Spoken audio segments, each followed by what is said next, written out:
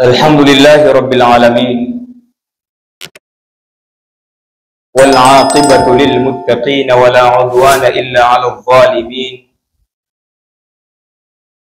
وأشهد أن لا إله إلا الله ولي الصالحين وأشهد أن سيدنا محمدا عبد الله ورسوله خاتم الأنبياء وإمام المرسلين. ويا عباد الله أوصيكم ونفسي بتقوى الله عز وجل وطاعته فقد فاز المتقون.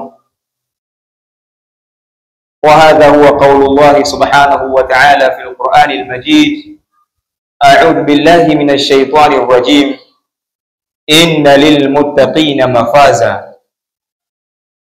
Awali ya yote tunamshukuru Mwenyezi Mungu Subhanahu wa Ta'ala ambaye kwa mapenzi yake na kwa huruma zake ametujalia kuweza kuidiriki siku hii ya leo, siku adhimu ambayo kila mmoja wetu yawezekana ndani ya mwaka huu kuiwahi siku hii, yaweza ikawa ni sehemu ya historia, akaandika historia yake kwamba Ijumaa ya kwanza ya mwezi mtukufu wa Ramadhani katika mwaka huu na mimi nilikuwemo mwaka fulani.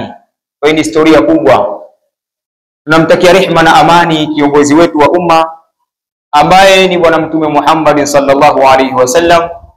Kwa maelekezo yake na mafunzo yake imefika wakati mimi na wewe tunajua thamani hata ya kufika mahala kama hapa.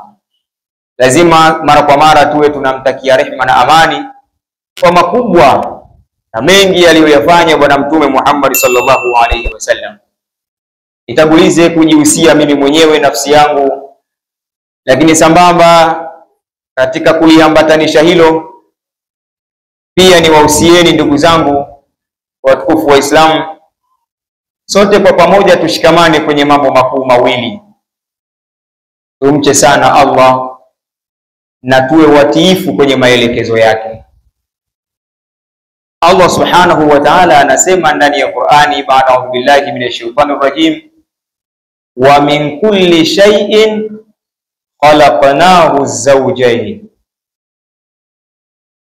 Anasema na katika kila kitu unachokiona tumekiumba katika muumbo, yani muundo wa pea viwili viwili, zawjayn. Kila unachokiona imeumbwa katika muundo wa pea. Na ndio maana pea inapokuwa imekaa sawa ndio unapatikana ukamilifu wa kitu. Yani itakuwa kiloja kikubwa pale utakapoonekana mtaani umevaa kiatu upande mmoja alafu upande mmoja upo peku peku, kwa sababu sio kanuni ikamilike pea ndio unaonekana ukamilifu wa kitu au hata ukamilifu wa mtu. Ukijitazama we mwenyewe tu katika muundo wa namna ulivyoumbwa, hapo ulipo una masikio mawili, hapo ulipo tundu za pua ziko mbili za ujaini, hapo ulipo ukijitazama una mkono wa kulia na mkono wa kushoto, hapo ulipo ukijitazama una mguu wa kulia na mguu wa kushoto.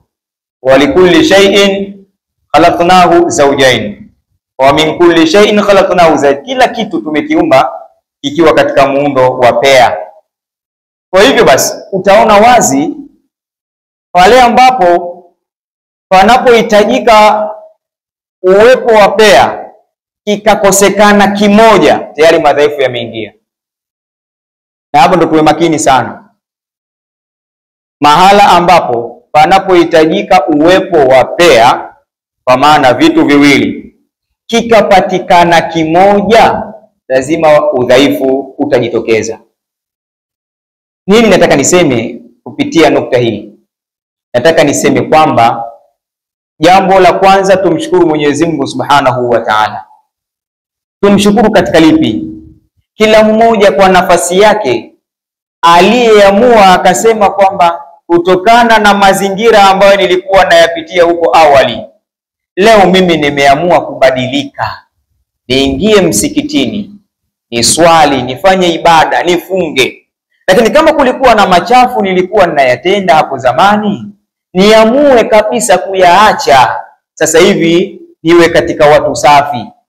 Alhamdulillah, jambo la mabadiliko, muda wa kuwa mwanadamu analo yeye mwenyewe, na kama ameamua kubadilika kweli, ni hatua ya kwanza ya kumshukuru Mwenyezi Mungu Subhanahu wa Ta'ala.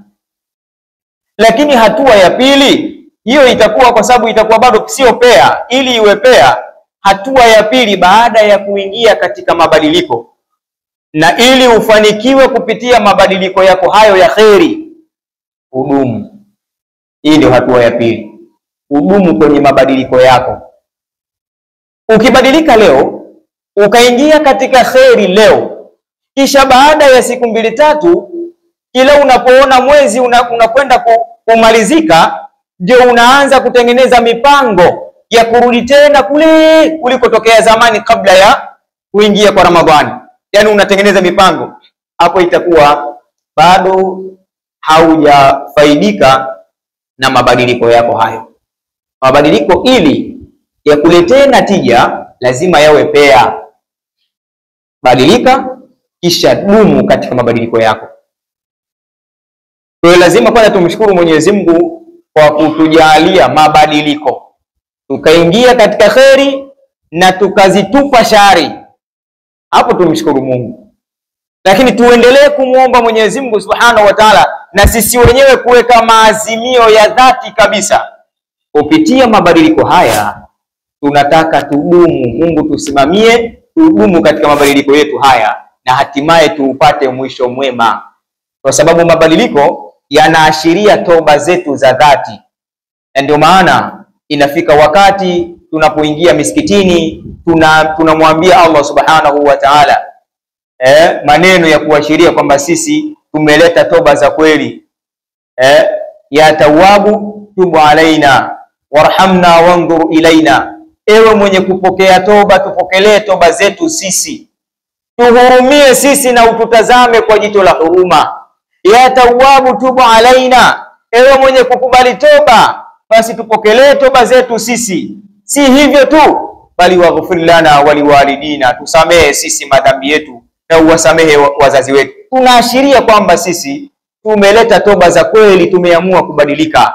Kisha tunamwambia ya Tawwabu tubu alaina wasamihna fima janaina, ewe mwenye kukubali toba, tupokelee toba zetu na utusamehe katika yale ambayo tuliyachuma huko nyuma, ambayo ya kukukera wewe Allah Subhanahu wa Ta'ala. Kumbe tunaashiria tumeingia kwenye mabadiliko ya kheri, jambo la kheri kabisa na jambo zuri.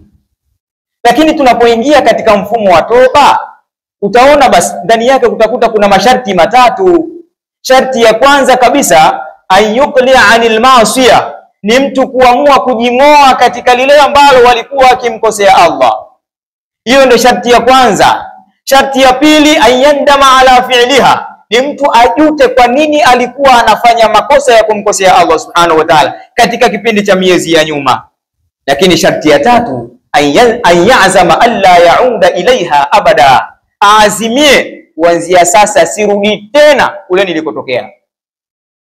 Akifanya hivi, akifanya mabadiliko ya design hiyo na akawa na misingi hii, basi huyu atakuwa amekamilisha pea na atafaidika na mabadiliko yake hayo. Kama atakuwa amesimama kwa mguu mmoja, itakuwa ni tatizo. Ndugu zangu watukufu, mmoja katika maswahaba wa Bwana Mtume Muhammad sallallahu alaihi wasallam anaitwa Abu Amri, katika riwaya nyingine yasemekana Abu Amrata, jina lake Sufyan ibn Abdullah. Siku moja alikuja kwa Bwana Mtume Muhammad sallallahu alaihi wasallam. Alipofika kwa Mtume, ye alitaka kuna jambo afahamishwe, aelekezwe na Mtume sallallahu alaihi wasallam. Akasema, ya Rasulullah, qul li fil islami qawlan la as'alu anhu ahadan ghayraka. Rasulullah, nimefika kwako, ninachoomba unifahamishe mimi katika Uislamu qawlan, neno ambalo la as'alu anhu ahadan ghayraka, Neno hilo ukishanifahamisha, ukishanipa maelekezo, basi majawabu yake yawe ni majibu ambayo yatakuwa yamenitosheleza, yani satisfied answer, maana majibu toshelezi. Sina haja tena ya kumuulizia mtu yoyote nifafanulie kwenye hilo, kutokana na majibu yako yatakavyokuwa yamenitosheleza. Ni hivyo kuhusu Uislamu. Ndio Mtume sallallahu alaihi wasallam akamwambia, ishikilie miguu miwili, qul amantu billahi thumma istaqim. Wewe sema nimemwamini Mungu, kisha baada ya hapo istaqim. Hebu simamia imani yako hiyo, simamia kuwa na msimamo katika hilo ambalo wewe umeliamini. Hii ndio miguu miwili. Hii ndio miguu miwili ukitaka kudumu katika jambo la khairi kama Muislamu, kama jambo linahusu Uislamu, ukitaka hilo uendelee kulingangania na ufenalo, lazima uwe na miguu hiyo miwili. Sheikh, mguu wa kwanza, hebu muamini Mungu kwenye hilo. Na hata somo yetu hiyo tunaambiwa manswama Ramadhana imanan. Hiyo nukta ya kwanza, imanan wa ihtisaban. Na nukta nyingine hiyo, yeyote atakayefunga Ramadhani akiwa na imani, ile imani ndio iliyomsukuma afunge, sio kwa sababu watu wote wanafunga nyumba nzima nionekane mie kobe. Hii aibu ndio unafunga kwa ajili hiyo, hapo unafeli. Manswama Ramadhana imanan, yani imani ndio ikusukume katika kufunga, sio kwa sababu kuna watu unawaonea aibu wewe ukionekana unakula mchana. Si hivyo, utafeli. Lakini hiyo wahtisaban, na je, una yakini ya kutaraji malipo kwamba unalolifanya Allah atakulipa? Hilo la pili. Ukifunga kwa mtindo huo, ghufira lahu ma taqaddama min dhambi. Ramadhani ikiisha hii hauna dhambi hata moja, umesamehewa kabisa. Haya ni maneno ya Mtume Muhammad sallallahu alaihi wasallam, kwa maana Mtume haongopi. Kwa hiyo ukiwa katika miguu yako miwili, jambo ukiliamini, huwa na msimamo nalo. Kama unaamini kwamba hii Ramadhani, ninapoingia katika mwezi mtukufu wa Ramadhani, ninaamini kabisa ni wakati pekee wa kumrejea Allah subhanahu wa ta'ala, na kuonyesha udhalili wako kwa Allah, na kuonyesha kwamba wewe si chochote si lolote kwa Allah.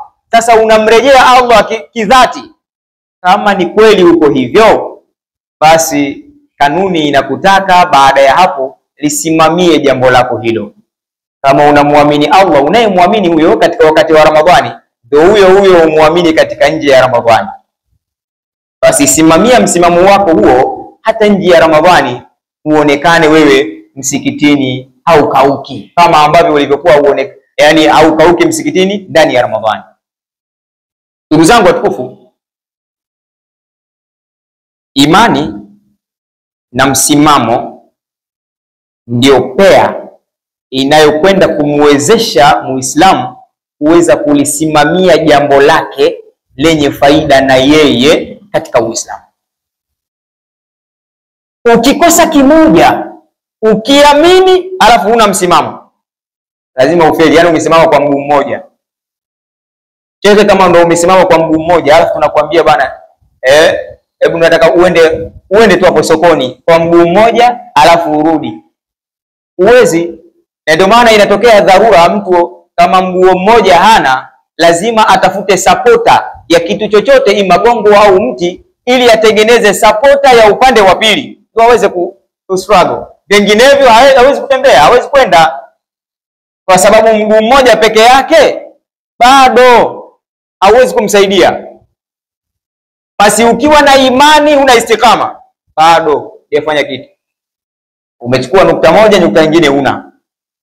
Ukiwa na msimamo kwenye jambo usiloliamini, pia utafeli tu.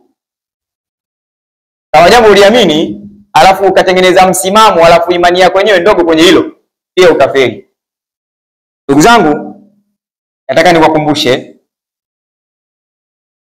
wakati wa Mtume Muhammad sallallahu alaihi wasallam alifanya kazi kubwa ya kulingania, kufanya da'wa na kuwaelekeza watu katika mambo ya khairi. Na alhamdulillah, watu kutoka katika sehemu mbalimbali walimfuata bwana Mtume sallallahu alaihi wasallam na wakamwamini lakini katika hao walitofautiana katika makundi mawili tofauti. Kuna kundi ambalo liliamini moja kwa moja kumwamini mtume na yale aliyoyaelekeza mtume sallallahu alaihi wasallam, wakawa na msimamo nayo katika hayo. Na kuna kundi lingine liliamini kumwamini bwana mtume Muhammad sallallahu alaihi wasallam katika hayo waliomwamini, lakini likakosa kuwa na msimamo. Tazama hali ilivyokuja kujitokeza wakati bwana mtume sallallahu alaihi wasallam amekufa.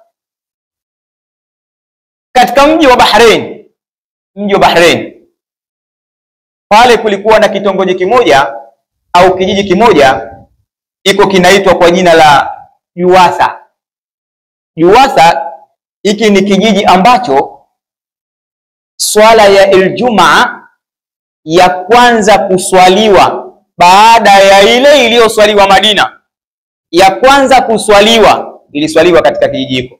Ijumaa ya kwanza baada ya ile iliyoswaliwa kule Madina, ya kwanza iliswaliwa katika kijiji hiko. Kwa maana ndio ilikuwa ya pili sasa kuswaliwa tangia kufaradhishwa Ijumaa. Ndugu zanguni, katika kijiji hiki alitokea mtu mmoja anaitwa Al-Jarud ibn al-Mualla. Alikwenda kwa bwana mtume Muhammad sallallahu alaihi wasallam kwa lengo la kupiga goti kwa ajili ya kusoma Uislamu. Aliusoma Uislamu kupitia maelekezo ya bwana mtume sallallahu alaihi wasallam, akautambua vizuri. Alirudi katika mji wake, kijiji hiko iko ndani ya Bahrain.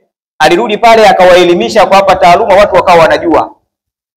Kipindi ambacho maradhi ya mtume sallallahu alaihi wasallam yameshtadi, bwana mkubwa huyu ambaye ni sahaba alirudi tena kule kwenda kutazama hali ya mtume ikoje. Baada ya siku 2-3 mtume akafariki.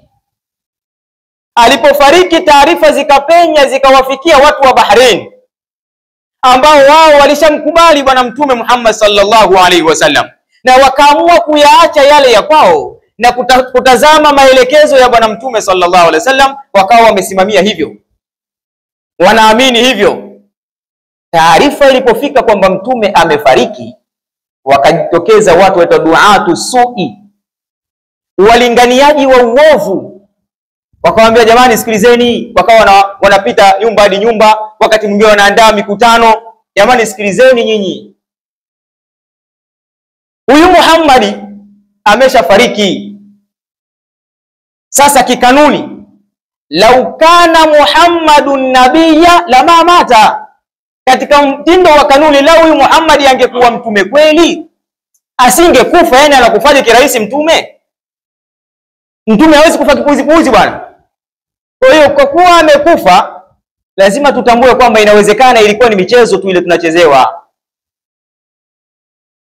Watu inawezekana ikawa kweli Walimuamini mtume sallallahu alaihi wasallam, lakini wakakosa kuwa na msimamo kwenye maelekezo ya bwana mtume sallallahu alaihi wasallam.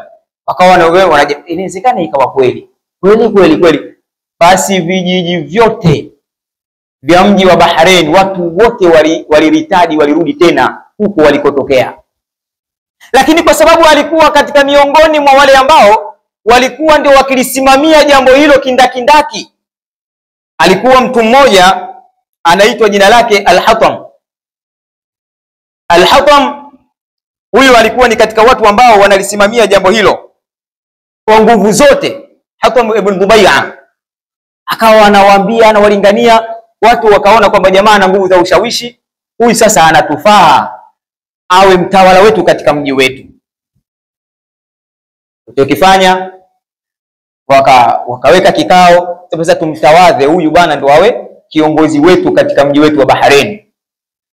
Wakamtawadha yule bwana akawa ni kiongozi, kwa sababu ya kusambaza zile taarifa ambazo zisizokuwa nzuri, ili watu watoke katika msimamo wao, waachane na imani ile, waingie kule walikotokea zamani kabla ya ujio wa bwana mtume Muhammad sallallahu alaihi wasallam. Kwa sababu mtume wakati analingania, watu walipobadilika, kuna watu walichukia. Kwa nini huyu awabadilishe watu?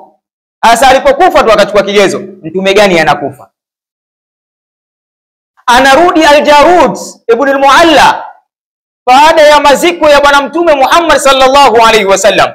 Anarudi, anafika katika kijiji chake, anakuta kuna watu washayumba tayari, na wale pia wametingishwa, wengine mguu nje mguu ndani, wengine tu wafuate kule au inakuwaje. Akawaita, jamani, nasikia kuna jambo limetokea 1 2 3 4. Ndio, na hata sisi wenyewe pia hata ile imani yenyewe ishashuka, sidhani kwa sasa mtume gani anakufa. Akawakusanya tena akawaambia, inni ya qaumi inni sa'ilukum an amrin fa akhbiruni in alimtumuhu. Nye watu wangu, nye si watu wangu, mnanielewa mimi? Si mnanielewa nikiongea? Ndio. Basi ninachoomba kwenu sasa, mimi nataka nikuulizeni tu swali la jambo moja tu, na mnijuze, mnipe habari ikiwa mtakuwa mnajua uhalisia wa jambo hilo. Jambo gani aliwauliza? Akawauliza kwamba annahu kana lillahi anbiya'u qabla Muhammadin, hal annahu kana lillahi anbiya'u qabla Muhammadin. Je, kwani Mungu hakuwa na mitume wengine kabla ya ujio Muhammad huko awali? Qalu naam, wakasema ndio, alikuwa nao. Alikuwa nao fainahum, wako wapi au mitume ambao alikuwa nao Allah kabla ya kujua Mtume Muhammad sallallahu alaihi wasallam, wako wapi? Qalu, wakasema matu, washakufa, wamekufa. Fa inna Muhammadan sallallahu alayhi wasallama mata kama matu, hakika Mtume Muhammad sallallahu alayhi wasallam naye pia amekufa kama walivyokufa hao mitume wengine, sababu yeye pia ni mtume tu. Wa anni ashhadu an la ilaha illa Allah wa anna Muhammadar rasulullah wa anna Allah hayyun la yamut. Na mimi binafsi, mimi kama mimi ninakiri kwamba hapana mola apasaye kuabudiwa kwa haki isipokuwa Allah, na ninakiri kwamba Muhammad ni mtume wa Allah. Bali si hivyo tu, vile vile ninakiri kwamba Allah yeye yuko hai na wala hafi. Bwana akasema, sasa anta afdaluna wa aqaluna wa sayyiduna wa ma qulta illa haqqan. Wewe bwana, katika wabora wewe mbora wetu, wewe ni mbora wetu, na wewe katika wetu wenye akili wewe ni kiongozi wetu kwa akili, na wewe ndio bwana mkubwa wetu, tunakuelewa hayo maneno unayosema. Wa ma qulta illa haqqan, hakuna ulichokisema isipokuwa kila ulichosema umesema kweli. Fathabatu ala alislam, walikuwa wanaanza kulegalega, wakarudi tena wakasema basi tunabaki kwenye Uislamu, hatuuache Uislamu. Wakarudi katika msimamo, waliamini. Baada ya kukosa msimamo kwa haraka tu walikuwa wanaferishwa. Kwa hivyo hata hii Ramadhani tunayoona hii Ramadhani si inakuja kutuhamasisha tuingie kwenye mambo ya Mungu? Jawabu ndio. Sawa, tushaingia katika mambo ya Mungu, na hasa katika ibada ya swala. Kwani Ramadhani ikiisha ndio swala imeisha? Jawabu hapana, swala bado ipo. Iliondoka ni Ramadhani tu, kama ambavyo kule alivyoondoka ni Mtume sallallahu alaihi wasallam, walishapita mitume kabla yake. Allah ambaye mtume amekuja kulingania namna gani watu wamwabudu Allah, Allah yupo. Kama Allah yupo, utaratibu wa kuabudiwa kwa maelekezo yale yale aliyoelekeza mtume bado unaendelea. Basi ndivyo hivyo katika Ramadhani, tuone kwamba inatuhamasisha tuingie katika toba za kweli. Baada ya toba yetu ya kweli, tuwe na msimamo, tusimamie kwenye kile tulichokitubia. Inawezekana baadhi yetu hivi tunavyozungumza, kuna mwingine anaishi Chanika hapa, aliyekuwa anaishi naye zamani saumu yake yanafungia yuko Chole. Bwana, mwezi wa haki huu, mwezi wa toba, nenda kwanza nyumbani kafungie kule, mimi nafunga kwa sababu mambo yatakuwa sio mazuri hapa. Basi utaratibu kama ameona kwa sababu Mungu hapendi, basi utaratibu awe na msimamo nao. Sasa ikisha Ramadhani kama ajipange akaoe, akirudi anarudi hali ya kuwa hivyo ndani ya ndoa. Si wewe ndio iendelee. Sasa wakati tunaamini tunachokiamini, tunakosa kuwa na misimamo, tunafeli.